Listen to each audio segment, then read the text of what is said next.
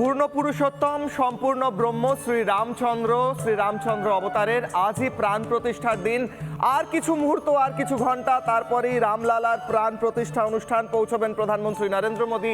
এবং সেই coverage Republic বাংলায় আমাদের তিনজন সিনিয়র এডিটর টানা অযোধ্যা থেকে সেই কভারেজ তুলে ধরছেন। এবং রঙে রেঙে উঠেছে অযোধ্যা, রামচন্দ্রের রঙে রেঙে উঠেছে অযোধ্যা, এবং সেই ছবি রিপাবলিক বাংলার পর্দায় সরাসরি।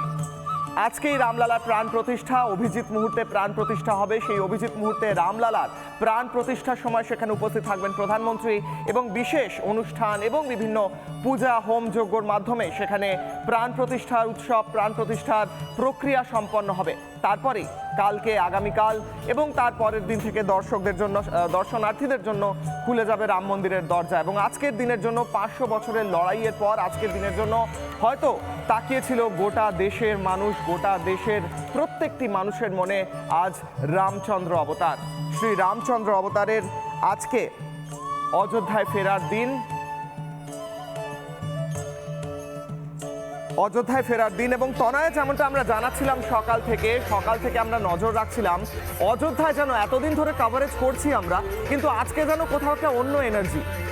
একেবারে তাই। দেখো, একটা আলাদা পাওয়ার, আমরা বলি না যে একটা শক্তি ভীষণভাবে প্রয়োজন থাকে সেই শক্তির, এবং সেই শক্তিটাই যেন আজ প্রতি মুহূর্তে আমরা দেখতে পাচ্ছি। আর এই সমস্ত বিষয় নিয়ে কিশোর আমরা একটু আলোচনার মধ্যে যাবো। আমাদের দর্শক বন্ধুরা যারা রয়েছেন তাদের সামনে আরও বেশ কিছু ব্যাখ্যা, আরও হয়তো অনেক অজানা তথ্য সামনে আসবে, কিন্তু যার মধ্য দিয়ে আসবে তার সঙ্গে একটু পরিচয়টা আমরা সেরে ফেলি। এই মুহূর্তে আমাদের সঙ্গে স্টুডিওতে রয়েছেন অধ্যাপক অদ্বৈত বেদান্ত। আপনাকে অনেক অনেক স্বাগত জানাই রিপাবলিক বাংলায়। কিশালায় একদমই আমাদের সঙ্গে রয়েছেন ডক্টর অর্ণব ঘোষাল, অদ্বৈত বেদান্তের অধ্যাপক। তিনি আমাদের জানাবেন। অর্ণববাবু, রিপাবলিক বাংলায় আপনাকে স্বাগত। এবং বেশ কিছুদিন ধরে আপনি রিপাবলিক বাংলায় রাম কথা বলছেন, এবং সেখান থেকে দাঁড়িয়ে আজকের প্রাণ প্রতিষ্ঠার প্রথমে আপনি আমাদের গুরুত্ব বলুন যে আজকের দিনে, এতদিন ধরে তো কভারেজ হলো, কিন্তু আজকে কেন গুরুত্বপূর্ণ আজকের দিন? দেখুন, রামলালার যে বিগ্রহের প্রাণ প্রতিষ্ঠা আজকে হচ্ছে, এটা আমার মতে নতুন কিছু নয়। কারণ রামলালার ওইটা হচ্ছে আবির্ভাব স্থান, বা ওটা হচ্ছে আমাদের প্রকাশ স্থান।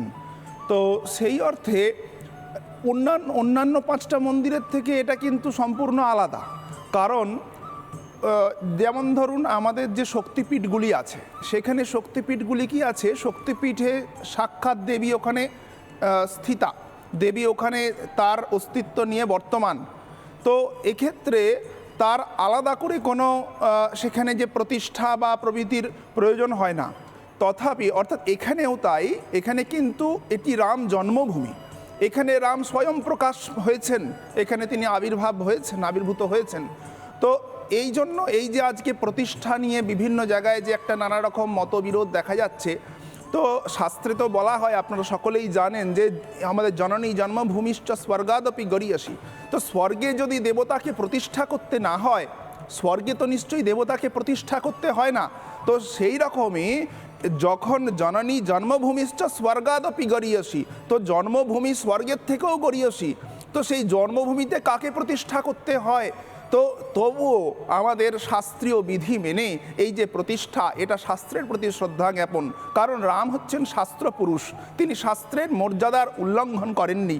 আমরা যদি রঘুবংশ দেখি কালিদাসের, তো সেখানে দেখব কালিদাস বলছেন যে যখন রঘুবংশের রাজারা কখনোই মনুর বচনকে অতিক্রম করেননি, অর্থাৎ শাস্ত্রীয় যে বিধি তাকে কখনো লঙ্ঘন করেননি। তো সেই রীতি মেনে, তাই শাস্ত্রের সমস্ত রীতি মেনে আজকে যখন আমরা একটা বিগ্রহ আনি, তখন সেই বিগ্রহে একটা প্রতিষ্ঠার প্রয়োজন হয়। প্রতিষ্ঠা কেন না, আমরা আমাদের সনাতন শাস্ত্র মতে আমরা যেটা মনে করি যে কোনো বিগ্রহই কোনো মূর্তি আমরা কিন্তু পূজা করি না, আমরা মূর্তিতে দেবতার পূজা করি, আমরা দেবতার উপাসক।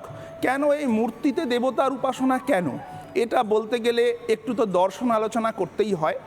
মূলত আমাদের হিন্দু শাস্ত্র মতে বা সনাতন শাস্ত্র মতে যাই বলেন, তো আমাদের সব কিছুই আছে একটি মূল শক্তির অন্তরালে।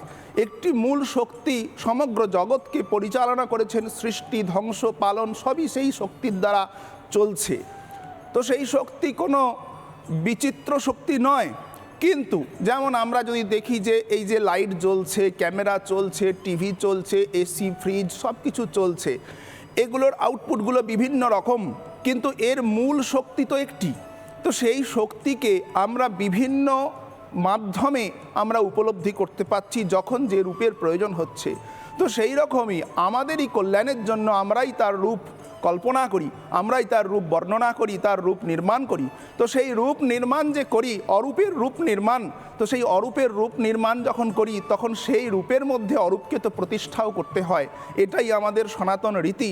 তো সেই রীতি মেনে আজকে প্রাণ প্রতিষ্ঠা হচ্ছে এমন মুহূর্ত, মানে আমার মনে হয় এটা পৃথিবীর একটা অন্যতম ইতিহাসে লেখা থাকবে। একদমই তাই। আর যখন মুহূর্তের কথাটা আসলো কিশোরলাল, তাহলে আমরা একটু দর্শক বন্ধুদের সামনে তুলে ধরি সেই মুহূর্তগুলো, অর্থাৎ কিভাবে অযোধ্যা নগরীকে সাজিয়ে তোলা হয়েছে।